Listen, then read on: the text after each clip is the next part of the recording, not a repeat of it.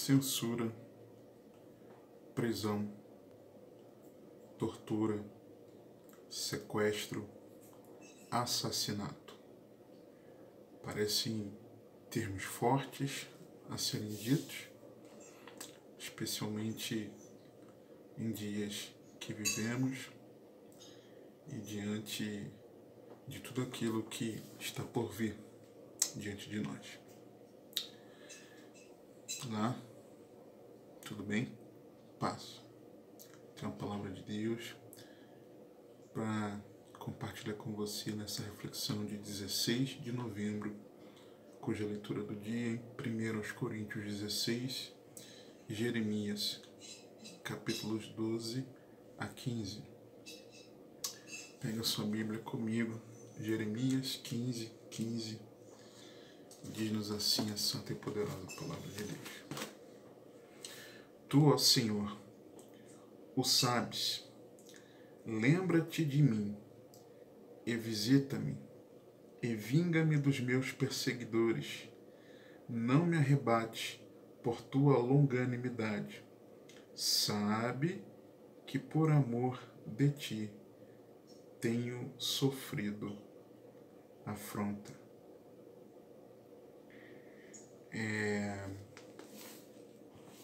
Tem sido cada vez maior a percepção dos cristãos de que a afronta à nossa fé ela é real e avolumando-se em velocidade.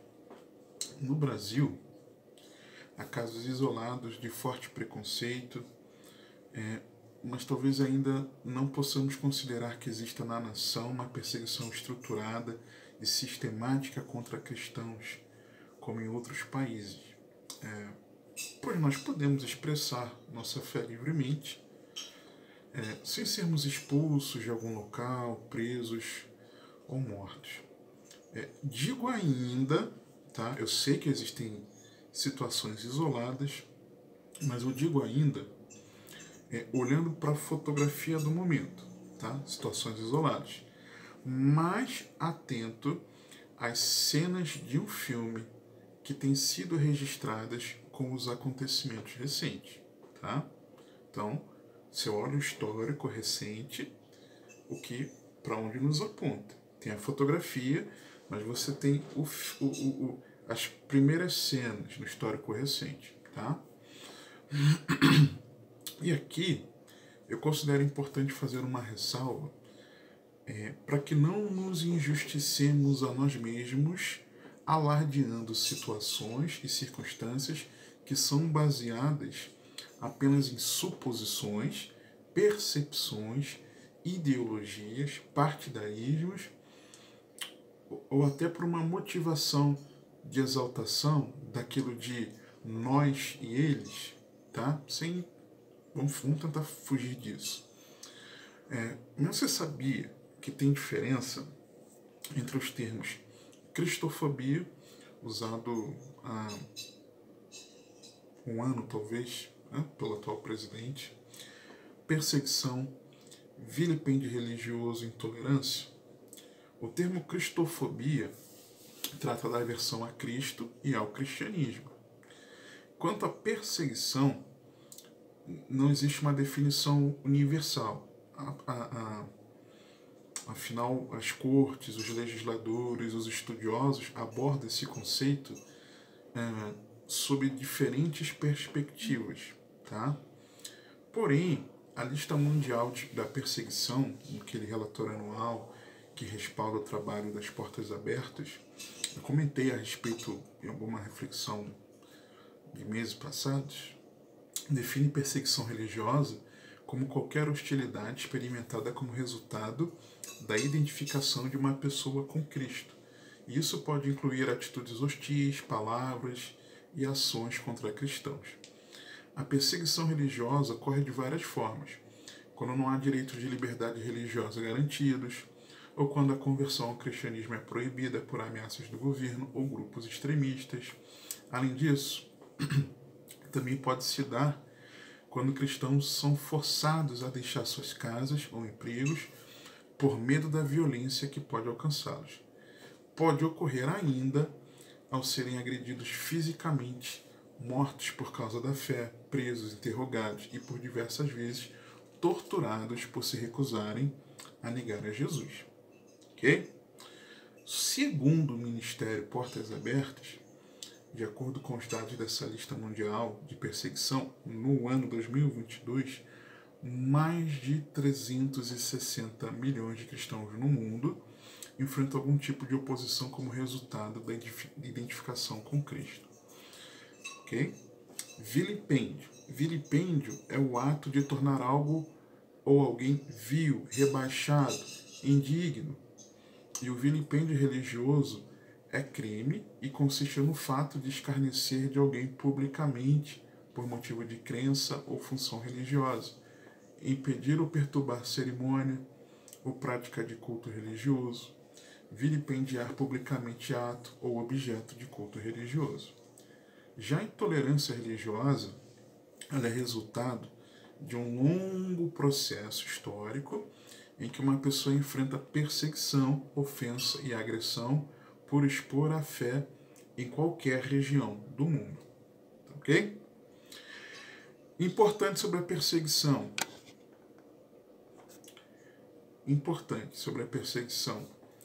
A cristofobia, ela será global. Mateus 24, 9. Então vos hão de entregar para ser de atormentados e matar-vos-ão, e sereis odiados de todas as nações por causa do meu nome. Ok? Não se engane.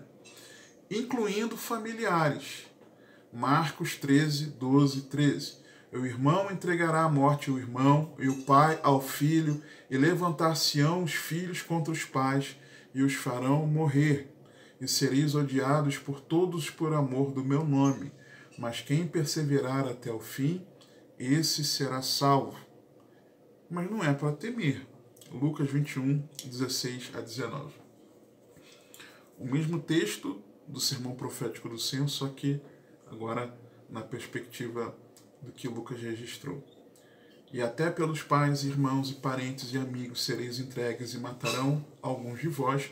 No original não teria o alguns, né?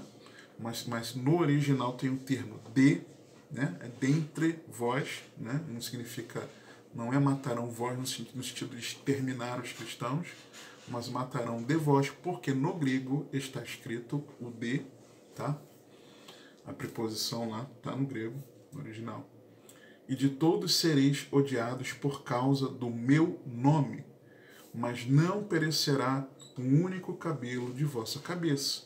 Na vossa paciência, perseverança, possui as vossas almas. O perecer um único cabelo não é que não vai morrer, é de que a alma está salva em Cristo, tá? Por quê? Porque nada nos pode separar de Cristo. Romanos 8, 35 a 39. Quem nos separará do amor de Cristo? A tribulação, ou a angústia, ou a perseguição, ou a fome, ou a nudez, ou o perigo, ou a espada? Como está escrito, por amor de ti somos entregues à morte todo dia. Somos reputados como ovelhas para o matadouro. Mas em todas estas coisas somos mais do que vencedores por aquele que nos amou. Porque estou certo de que nem a morte, nem a vida, nem os principados, nem as potestades, nem o presente, nem o porvir, nem a altura, nem a profundidade, nem alguma outra criatura nos poderá separar do amor de Deus que está em Cristo Jesus, nosso Senhor. Ponto. Ok?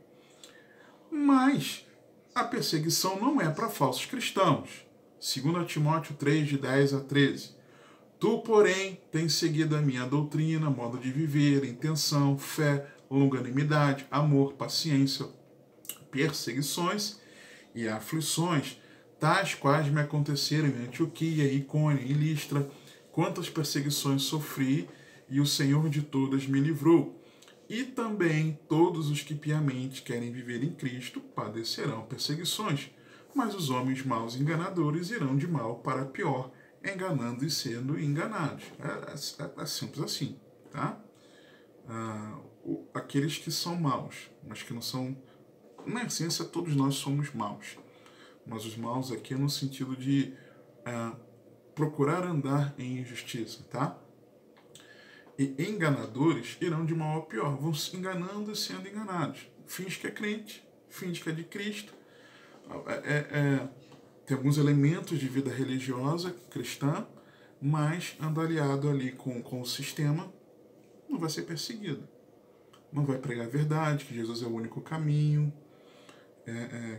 que Jesus é o único salvador, que não há ecumenismo, que nem todos são filhos de Deus, que pecado é pecado, e vai ser perseguido. Ponto. Não tem jeito, tá? Não vai ser perseguido se andar desse jeito. Mas aqueles que foram fiéis no seu serviço a Cristo, na sua vida com Cristo, então esses sim serão perseguidos. Então se prepare. Por que isso acontece? Acontece porque nós não somos mais daqui. João 15, 18 a 21. Se o mundo vos odeia, sabei que primeiro do que a vós me odiou a mim. Se vós fosseis do mundo, o mundo amaria o que era seu. Mas por que não sois do mundo? Antes eu vos escolhi do mundo, por isso é que o mundo vos odeia. Lembrai-vos da palavra que vos disse: não é o servo maior do que o seu senhor. Se a mim me perseguiram, também vos perseguirão a vós. Se guardaram a minha palavra, também guardarão a vós. Mas tudo isso vos farão por causa do meu nome, porque não conhecem aquele que me enviou. Ok? Por isso. Mas, por mais que isso seja porque nós não somos mais daqui, a perseguição também, ela evidencia de onde nós somos. Presta atenção. Mateus 5, 10 a 12. Bem-aventurados os que sofrem perseguição por causa da justiça, porque deles é o reino dos céus. Bem-aventurados sois vós, quando vos injuriarem, perseguirem e mentindo disserem todo mal contra vós por minha causa. Exultai e alegrai-vos, porque é grande o vosso galardão nos céus, porque assim perseguiram os profetas que foram antes de vós. E nós não podemos, não devemos jamais retribuir com o mal. Mateus 5, 43 a 48. Ouvistes que foi dito: amarás o teu próximo e odiarás o teu inimigo. Eu, porém, vos digo: amai a vossos inimigos, bendizei os que vos maldizem, fazei bem aos que vos odeiam, e orai pelos que vos maltratam e vos perseguem, para que sejais filhos do vosso Pai que está nos céus, porque faz que o seu sol se levante sobre maus e bons, e a chuva desça sobre justos e injustos. Pois se amardes os que vos amam, que galardão tereis?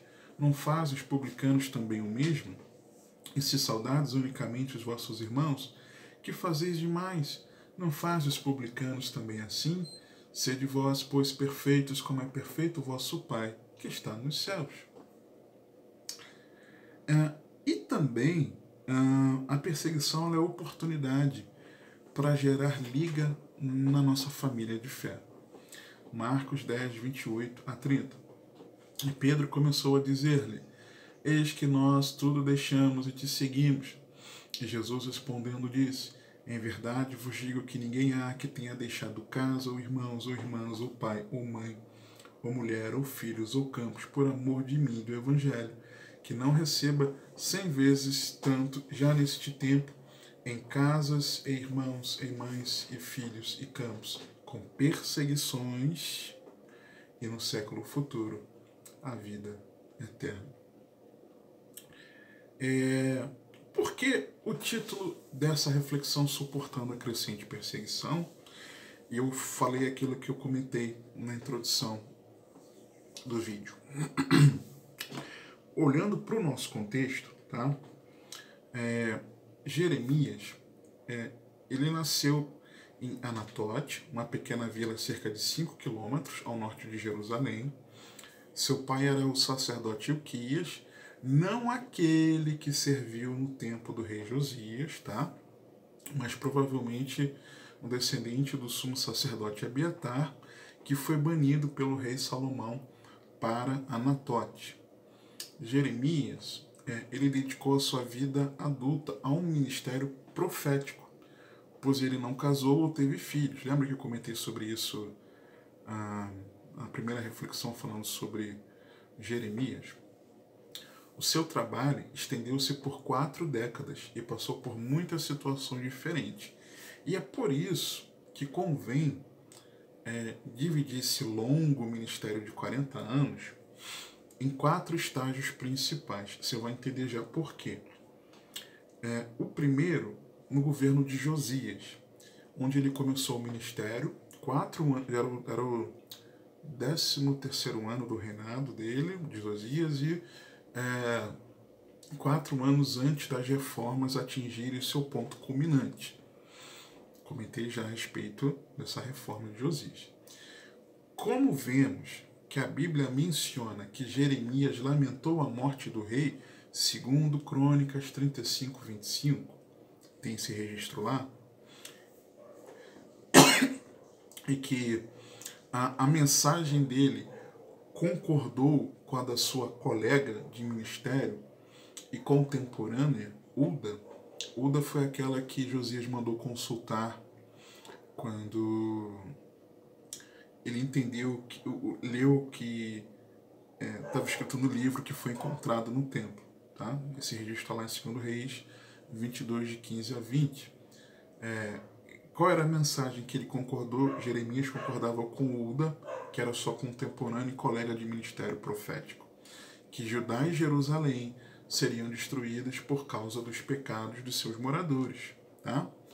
E aí, como vemos isso, que Jeremias lamentou a morte do rei, e ele tinha uma palavra profética como a daquela que Josias procurou quando encontrou o livro, dá-nos a entender, podemos concluir, que Jeremias provavelmente contava com o apoio e o compromisso do rei na reforma religiosa. Tá? Então, esse chamado arrependimento de Jeremias, do capítulo até o capítulo 20, nós vemos que, por mais que as pessoas, muitos não dessem ouvidos, o rei Josias sim fez a reforma religiosa, numa última tentativa de arrependimento de Judá antes do cativeiro. Tá? Segundo estágio do ministério dele, o governo de Jeocás barra Jeoiaquim. Por que barra? Porque Jeocás ficou 3 meses somente, e depois ele foi tirado de lá pelo Egito, e o Egito coloca Jeoiaquim como uma espécie de um vassalo.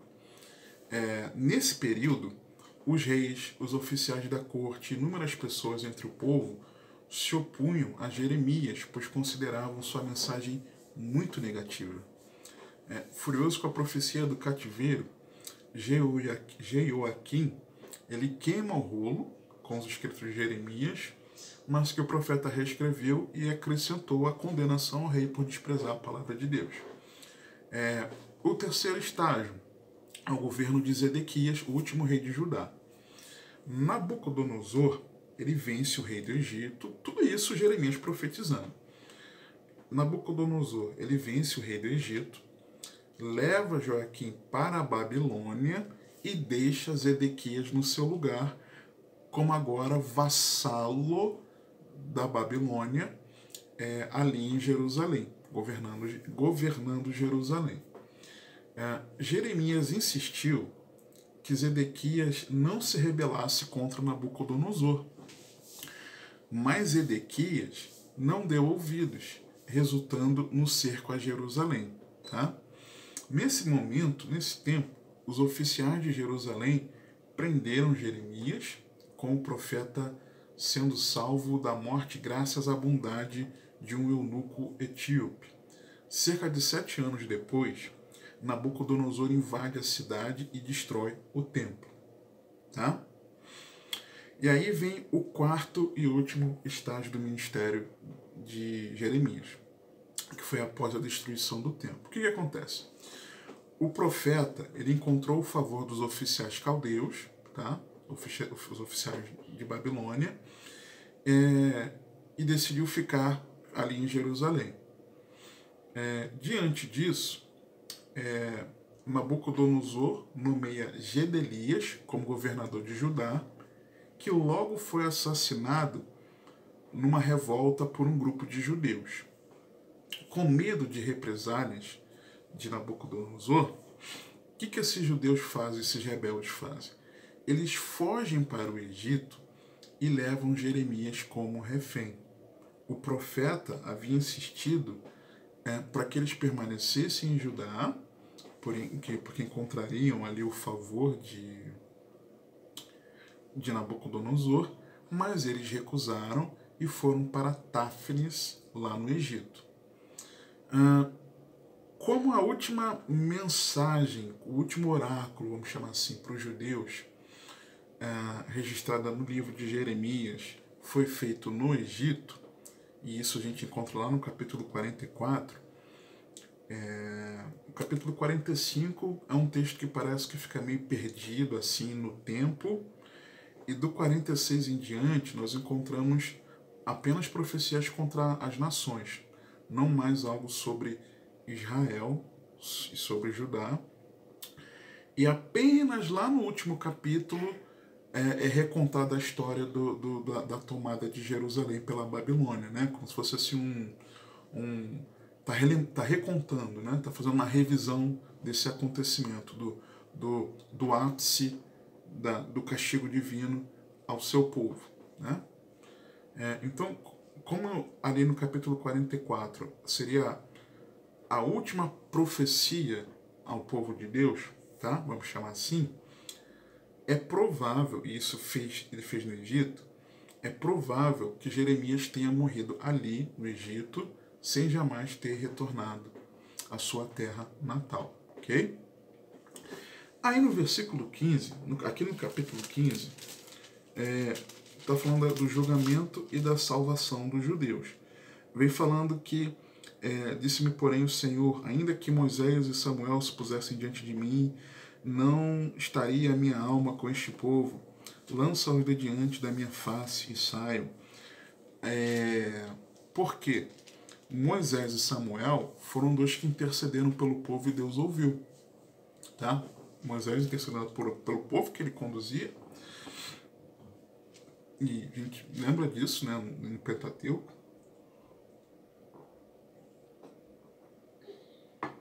E Samuel, que intercedeu pelo povo. Eu comento sobre essa intercessão de Samuel e alguma reflexão,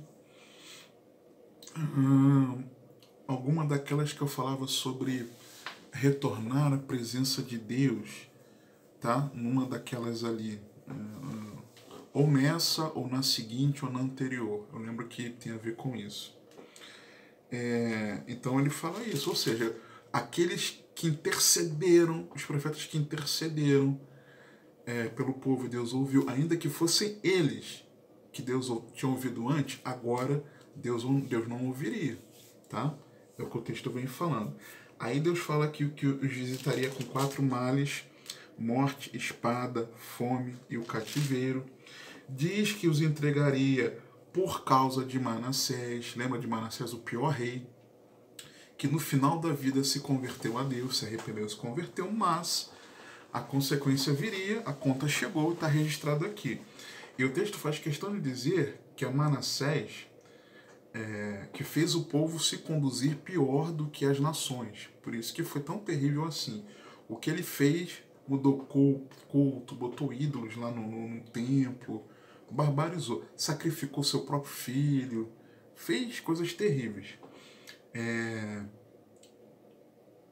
Diz que é filho de Ezequias, rei de Judá, e por tudo quanto fez em Jerusalém. Então foi terrível. Por mais que no final ele se arrependeu, ok, ficou com o Senhor. Mas a consequência do pecado, porque não bastava ele se arrepender. Aqueles que foram atrás dele também pecaram, esses precisavam se arrepender. E o texto faz questão de dizer que é filho de Ezequias. Lembra de Ezequias? Põe em ordem a tua casa. O menino, quando assume o reinado, dá-nos a entender pela data ali, idade, que ele nasceu 3 anos depois. Ele assume com 12 anos. E Deus deu 15 anos para Ezequias, quando ele virou para a parede, orou. Isaías vai até ele, né? Você deve se lembrar. E tem aquela questão do relógio do sol, de voltar 10 graus. Deus fala, olha, então dá ele, diz que eu vou dar 15 anos. Deu 15 anos. Ele fica feliz da vida, recebe a visita de mensageiros da Babilônia, e ele mostra todo o seu tesouro, sua casa, o governo, mostra tudo, revela tudo. Isaías volta, Deus manda ele voltar até ele e fala, vem cá, quem são esses homens? Ah, eles vêm de uma terra distante aí, de Babilônia, vieram me ver. Tá, porque eles souberam que eu fui curado. Vem cá, você mostrou alguma coisa? Eu mostrei. O que você mostrou? Não, mostrei tudo. Tudo. E aí Deus diz que vai trazer, olha, porque você fez isso, você foi orgulhoso, ostentou, eu vou prender, eu vou levar vocês cativos, mas não farei na sua geração, tá?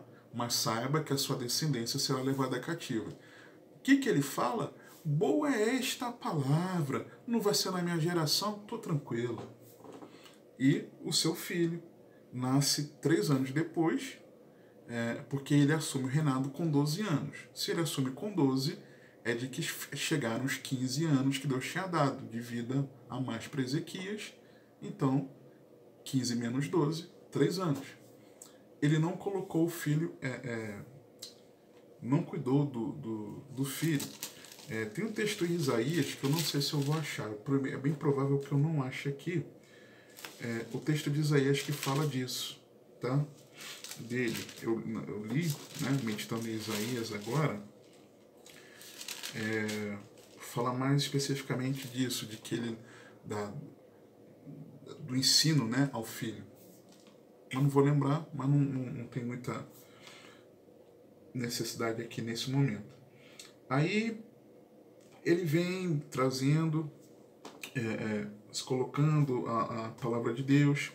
O Senhor diz que o remanescente seria para o bem, diz que eles fariam passar a terra aos inimigos.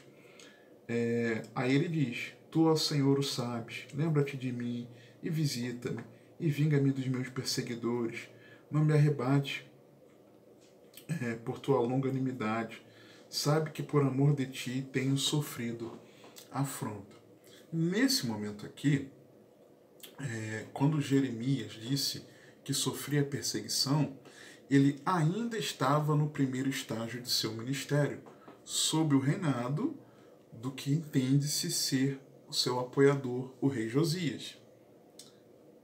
E a perseguição apenas havia começado. Por que eu digo isso? Porque a perseguição se intensificaria. Por Jeremias, antes o povo não ia muito com a cara dele, né? Não dava muita ideia, as mensagens, era ignorado. Mas depois ele foi censurado. Capítulo 36, veja comigo, por favor, capítulo 36, olha o que a Bíblia diz, versos 17 a 23, o rolo de Jeremias é lido no templo, o povo ouve, Baruque leva, né? Lê o livro aos ouvidos do povo, os príncipes ali do povo mandaram alguns, o rolo mandou falar com Baruque, pergunta, vem cá, o que você leu, como é que foi isso? Não, pô, foi Jeremias que ditou e eu só escrevi. Tá, vamos fazer o seguinte, aí diz o versículo 17 em diante. E perguntaram a Baruque dizendo, declara-nos agora como escreveste da sua boca todas estas palavras, e disse-lhes Baruque, da sua boca ele meditava todas estas palavras, e eu com tinta as escrevia no livro.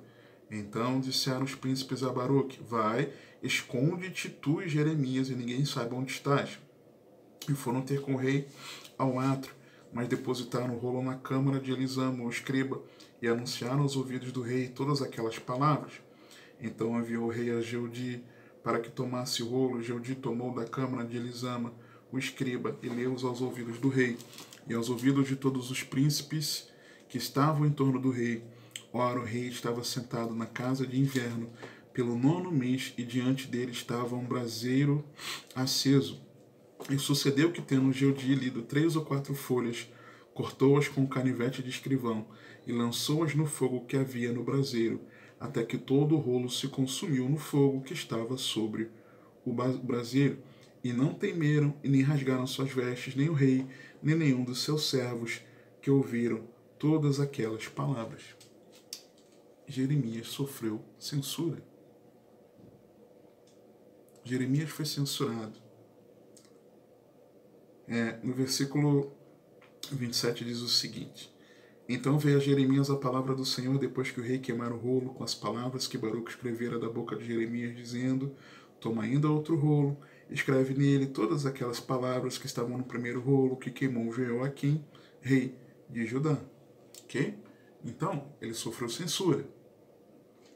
Teve o seu direito de pregar a palavra, de chamar o povo à conversão, ao arrependimento de pecados.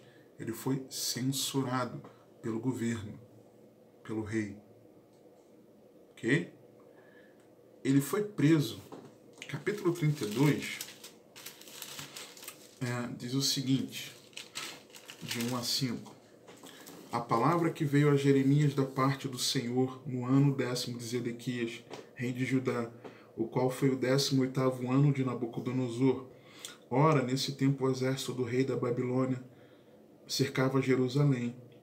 Jeremias, o profeta, estava encerrado no pátio da guarda que estava na casa do rei de Judá, porque Zedequias, rei de Judá, o tinha encerrado, dizendo: Por que profetizas tu, dizendo: Assim diz o Senhor, eis que entrego esta cidade na mão do rei da Babilônia, e ele a tomará? E Zedequias, rei de Judá, não escapará das mãos dos caldeus, mas certamente será entregue na mão do rei de Babilônia, e com ele fará boca a boca, e os seus olhos verão os dele. E ele levará Zedequias para a Babilônia, e ali estará até que eu o visite, diz o Senhor, e ainda que pelejeis contra os caldeus, não ganhareis. Ou seja, ele foi preso. Ele foi censurado, mas também foi preso. Ok? No capítulo 37, um outro texto que fala de prisão, fala algo além dele ter sido preso. Porque olha o que o texto diz. Vou ler do 37, do 12 a 15. Ele foi também torturado. Saiu Jeremias de Jerusalém a fim de ir à terra de Benjamim, para dali se separar no meio do povo. Mas estando ele à porta de Benjamim, achava-se ali um capitão da guarda, cujo nome era Jerias, filho de Selemias, filho de Ananias, o qual prendeu a Jeremias, o profeta, dizendo: Tu foges para os caldeus. E Jeremias disse: Isso é falso, não fujo para os caldeus. Mas ele não lhe deu ouvidos. E assim Jerias prendeu a Jeremias e o levou aos príncipes. E os príncipes se iraram muito contra Jeremias e o feriram. E puseram-no na prisão, na casa de Jonatas, o escrivão, porque a tinham transformado em cárcere. Entrando, pois, Jeremias nas celas do calabouço, ali ficou muitos dias. Censurado, preso, torturado. Jeremias foi quase morto. Quase. Capítulo 38 diz assim: Ouviram, pois, Cefatias, filho de Matã, e Gedalias, filho de Pazur, e Jucal, filho de Selemias, e Pazur, filho de Malquias, as palavras que anunciava Jeremias a todo o povo, dizendo: Assim diz o Senhor, o que ficar nesta cidade morrerá a espada, de fome, de pestilência, mas o que sair aos caldeus viverá, porque a sua alma lhe será por despojo e viverá. Assim diz o Senhor, esta cidade infalivelmente será entregue na mão do exército do rei de Babilônia, e ele a tomará. E disseram os príncipes ao rei: Morra este homem, visto que ele assim enfraquece as mãos dos homens de guerra que restam nessa cidade, e as mãos de todo o povo, dizendo-lhes tais palavras, porque este homem não busca a paz para este povo, porém o mal. E disse o rei Zedequias: Eis que ele está na vossa mão, porque o rei nada pode fazer contra vós. Então tomaram Jeremias e o lançaram na cisterna de Malquias, filho do rei, que estava no átrio da guarda, E desceram a Jeremias com cordas, mas na cisterna não havia água, senão lama, e atolou-se Jeremias na lama. E ouvindo Ebed-Meleque, o etíope, um eunuco, que então estava na casa do rei, que tinham posto a Jeremias na cisterna, estava, porém, o rei assentado à porta de Benjamim. Logo, Ebed-Meleque saiu da casa do rei e falou ao rei, dizendo: Ó rei, senhor meu, estes homens agiram mal em tudo quanto fizeram a Jeremias, o profeta, lançando-o na cisterna. De certo, morrerá de fome no lugar onde se acha, pois não há mais pão na cidade. Então deu ordem o rei a Ebed-Meleque, o etíope, dizendo: Toma contigo daqui 30 homens e tira Jeremias, o profeta, da cisterna, antes que morram. É outro detalhe, né? Passou fome também. Ok? Fome também. E tomou Ebed-Meleque os homens consigo, e foi à casa do rei, por debaixo da tesouraria, e tomou dali uns trapos velhos e rotos, e roupas velhas, e desceu-os a Jeremias na cisterna por meio de cordas. E disse Ebed-Meleque, o etíope, a Jeremias: Põe agora estes trapos velhos e rotos, já apodrecidos nas axilas, calçando as cordas, e Jeremias assim o fez. E puxaram Jeremias com as cordas e o alçaram da cisterna, e ficou Jeremias no átrio da guarda. Ok? Então, ele também sofreu, quase foi morto, e também passou ali fome. E Jeremias, ele foi também sequestrado. Está registrando aí? Censurado, preso, torturado, passou fome, foi quase morto. E foi também sequestrado. Sequestrado, e isso exatamente. Capítulo 43, versos 1 a 7.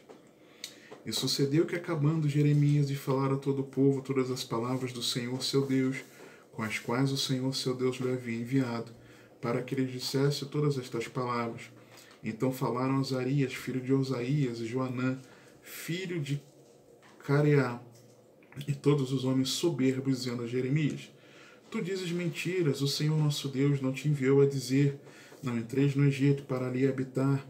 Mas Baruque, filho de Nerias, te incita contra nós, para entregar-nos na mão dos caldeus, para nos matarem ou para nos levarem cativos para a Babilônia. Não obedeceu, pois, Joanã, filho de Careá, nem nenhum de todos os capitães dos exércitos, nem o povo todo a voz do Senhor para ficarem na terra de Judá.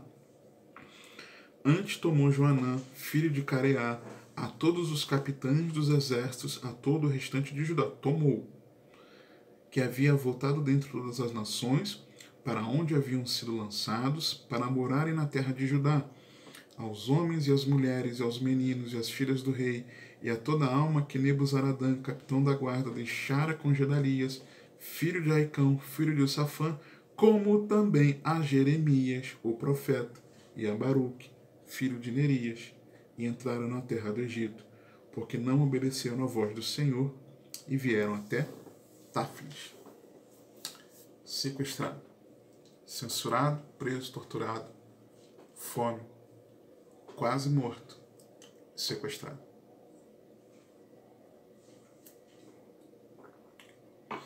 E o texto nos diz aqui, voltando para o texto inicial, Jeremias 15:15. Tu, ó Senhor, o sabes, lembra-te de mim, e visita-me, e vinga-me dos meus perseguidores. Não me arrebate por tua longanimidade. Sabe que por amor de ti tenho sofrido afronta. Como Jeremias suportou a perseguição que se tornou crescente? Antes era a zombaria, o escárnio, não darem atenção, e isso ia o angustiando. No primeiro estágio, no reinado de Josias, que tudo indica que era seu companheiro ali, dava apoio, né? Mas depois ele foi censurado, preso, torturado, passou fome, foi quase morto e também, no final da vida, sequestrado. O texto diz que foi por amor ao Senhor, por amor de ti. nós conseguiremos suportar a perseguição cada vez crescente, suportando a crescente perseguição, amando ao Senhor. Amando ao Senhor. E esse amor ao Senhor, ele cresce à medida que nós compreendemos o Evangelho. Lembra lá daquela mulher, Lucas 7? Agora eu não vou me lembrar. Aquela que Jesus declara, né? Quem mais é perdoado? Aquele quem mais ama? Aquele que foi mais perdoado. Da mesma forma essa mulher. Então não repreenda as atitudes dela comigo. 1 Coríntios 16, 22. Se alguém não ama ao Senhor Jesus Cristo, seja anátema, seja maldição. E é interessante que esse termo que vem a seguir está escrito no versículo que fala de amar ao Senhor, e quem não amá-lo seja maldito. Maldição é Maranata. Na brevidade do retorno ao Senhor, enquanto a perseguição ela está crescente, nós precisamos suportar essa perseguição amando ao Senhor. Do contrário, seremos anátema. E isso alimentando-nos da palavra de Deus. Versículo 16a. Achando-se as tuas palavras, logo as comi. Ok? Alegrando-se nas promessas. E a tua palavra foi para mim o gozo e a alegria do meu coração. Mantendo relacionamento com Deus, porque continua dizendo, porque pelo teu nome eu sou chamado. Sou servo de Deus, eu sou de Deus. Eu mantenho relacionamento com Ele. Ainda no mesmo versículo 16, na parte final, não esquecendo do sobrenatural. Por quê? Ó Senhor Deus dos exércitos. O Senhor dos exércitos é dos exércitos celestiais. É de que Ele tem seres espirituais ao seu mando. E nós já estudamos lá em Conhecendo os Anjos, que os anjos são seres espirituais, ministradores de Deus, que têm uma das suas funções principais, não apenas, mas de atuarem em nosso favor debaixo da ordem de Deus. Então nós não podemos nos esquecer do sobrenatural. A igreja vivenciou isso, tá? O sobrenatural de Deus.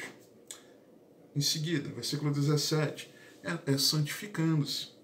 Nunca me assentei na assembleia dos zombadores, nem me regozijei por causa da tua mão, me assentei solitário, pois me encheste de indignação, santificando-se. Não indo para o pecado. Depois, perseverando, porque dura, 18 e 19, porque dura a minha dor continuamente, e a minha ferida me dói, e já não admite cura. Serias tu para mim como coisa mentirosa e como águas inconstantes? Portanto, assim diz o Senhor, se tu voltares, então te trarei, e estarás diante de mim, e se apartares o precioso do vil, serás como a minha boca. Tornem-se eles para ti, mas não voltes tu para eles. Não retroceda, não incline seu coração para o pecado deles. Não alivia, não. Persevera como boca minha, como profeta, mesmo diante da perseguição. Em último lugar, confiando em Deus. E eu te porei contra este povo como forte muro de bronze, e pelejarão contra ti, mas não prevalecerão contra ti, porque eu sou contigo para te guardar, para te livrar deles, diz o Senhor, e arrebatar-te-ei da mão dos malignos, e livrar-te-ei da mão dos fortes. Tudo isso nós fazemos amando ao Senhor. É dessa forma que nós vamos suportar a crescente perseguição. Amém? Que o Senhor te abençoe, te guarde, que Ele te conduza e governe a sua vida, porque você tem acesso.